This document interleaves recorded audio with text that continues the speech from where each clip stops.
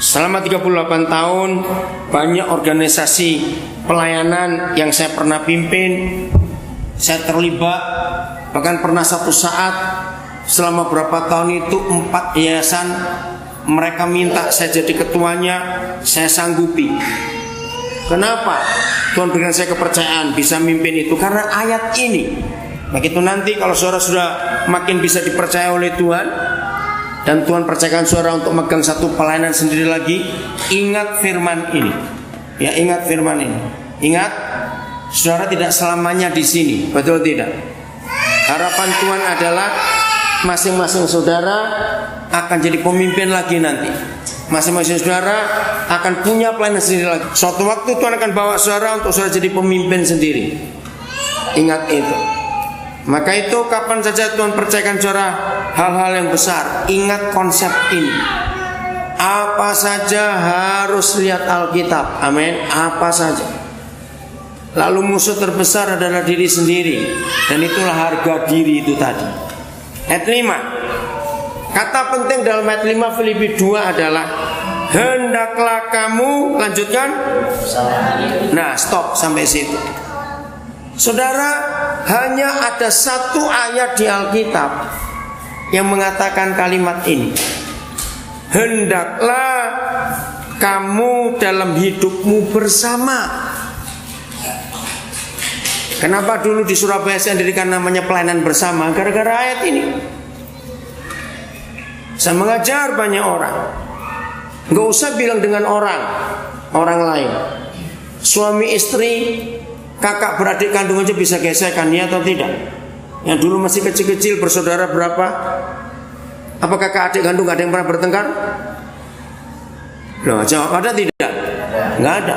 Nah, maka itu dalam hidup bersama pakai ini. Ketika suatu hari ada berapa orang dari pelayanan lain yang melihat pelayanan yang saya pimpin, mereka tanya, resepmu apa? Saya bilang ayat ini. Dalam hidupmu bersama. Salah satu guru kita di Nabire namanya Harini Nobais. Saudara sekarang dia ngambil S3 di UI. Nah, salah satu syarat untuk ambil S3 untuk jadi doktor, ya, maka dia harus membuat sebuah risalah, sebuah apa istilahnya ya, bukan makalah lagi ini, konsep yang bisa dipakai oleh kelompok-kelompok yang lain. Nah, kemarin dia baru memberitahu saya, kami kemarin sempat ketemu di Jakarta, dan saya bersyukur kepada Tuhan. Selama saya belajar, ya, dari S2 ke S3 sekarang ini, dia bilang ternyata saya menemukan model kepemimpinan yang saya lakukan itu unik sekali. Maka kemarin dia minta izin untuk menyelesaikan salah satu persyaratan doktornya ini. Maka dia harus menulis sebuah konsep untuk sebuah proses dalam kehidupan ini. Dia berkata, "Papi, bolehkah saya mendirikan Daniel Alexander Leadership?" Saya tanya dulu, "Kenapa kamu milih itu?" Dia bilang, "Maaf." Saya bilang, "Maaf, Papi kan gak akan hidup terus. Kalau suatu hari Papi dipanggil Tuhan, maka konsep pelayanan ini bukan karena nama itu. Orang sudah mati, mau ngurus apa dengan nama itu? Tapi konsep pelayanan ini akan dikenal oleh banyak orang." Lalu dia terangkan bagaimana dia menemukan di dalam banyak konsep kepemimpinan yang dunia ini buat, ternyata apa yang Alkitab ini katakan luar biasa. Nah, istilah yang saudara hari ini Nobel sambil adalah bahwa konsep pelayanan Papi itu sangat jelas apa yang Alkitab buat.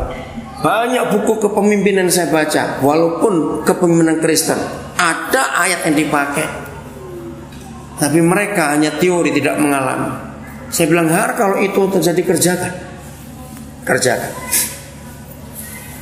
Pak Peris sambil jadi guru di Surabaya, mulai Agustus kemarin dia juga kuliah S2 untuk master dari pendidikan apa istilahnya. Nah, Rabu yang lalu Di satu kuliah yang mengajar bapak, dia seorang profesor dari UNER, dari UI, orang Kristen, Krishna Yana Yahya, 2 kali pernah kena biri. Mata pelajaran, mata kuliah yang diberikan soal pendidikan. Nah, Pak Peres nggak bayangkan kalau Pak Krishna ini dalam konsepnya memberi kuliah calon-calon master ini, dia menyebut, dia bilang selama ini saya baru menemukan sebuah konsep pendidikan yang luar biasa di Indonesia ini, adanya di Nabire. Peres kaget. Nah, Pak Krishna Yana nggak tahu kalau Peres itu dari Nabire, yang dirintis oleh seorang pendeta. Dia sebut nama saya. Nah, selesai di SMS saya telepon. Dan kok bisa dia nyebut konsep itu? Lalu saya kenalkan, saya dari Nabire, saya salah satu anak dari pendeta dari Alexander. Lalu diskusi mereka, calon-calon master itu. Nah, saya cerita ini, saya ingin saudara mengambil, ngerti maksudnya? Bukan untuk saya, untuk masing-masing saudara. Kenapa? Dunia mencari bukti dari Alkitab yang bisa diikuti. Nah, saya bersyukur untuk kepercayaan itu. Maka itu penting sekali melihat apa saja itu dari Alkitab, jangan dari buku-buku yang lain. Alkitabnya gak akan habis untuk kita pelajari. Katakan amin itu. Dan itu hal yang sangat luar biasa. Nah, apa yang Tuhan Yesus berikan? Hendaklah kamu dalam hidupmu bersama. Saudara, gak banyak. Dia hanya memberi 2 hal saja, supaya dalam hidup kita bersama itu tidak gagal. Ayo kita lihat. Satu apa? Ya, menaruh pikiran. Yang kedua, dan perasaan yang terdapat juga dalam Kristus Yesus. Lagi sekali saya minta maaf kalau saya ngomong ini. Kenapa saya hampir nggak pernah, berarti pernah bukan, tapi hampir nggak pernah itu ribut dan bertengkar dengan orang lain, karena ayat ini yang saya pakai. Padahal secara logika hidup bersama itu sulit atau mudah? Sulit atau mudah? Salah, sangat sulit. Jawabannya bukan cuma sulit, betul, sangat sulit. Nggak usah bersama dalam orang banyak, suami istri saja loh. Ayo. Tapi jangan sampai takut kawin ya, belum kawin ya ngomong ini. Suami istri saja walaupun untuk keluarga hamba Tuhan selalu akan ada masalah. Bayangkan ini cuma 2 orang aja sulit, apalagi yang bareng-bareng. Tapi surga memberikan kita cara untuk kita bisa hidup bersama dengan baik. Kalau kita pakai dual itu saja. Apanya Yesus? Pikirannya dan rasanya. Gak susah. Cuma itu saja. Nah,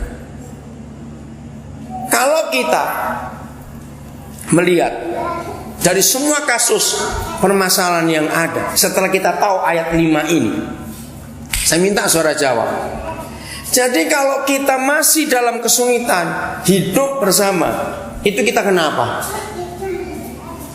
Tidak memakai pikiran dan perasaan Tuhan Yesus. Lalu, nah itu dia rasanya.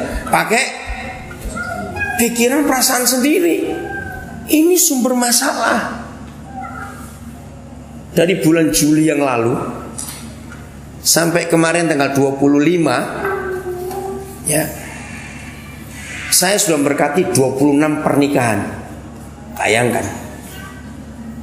Nanti Oktober ini ada 3, November ada 5, Desember ada 4. Istri saya sampai heran. Itu kemarin yang di Eropa kira jadi 3 pernikahan dari 1. Tanggal 4 yang datang berubah lagi, tanggal 11 Sabtunya 18 lagi. Jadi 3 minggu berturut-turut. Karena mereka melihat ada cara yang lain yang mereka belum pernah tahu. Terus akhir-akhir ini Tuhan bukakan pintu, saudara, untuk gereja-gereja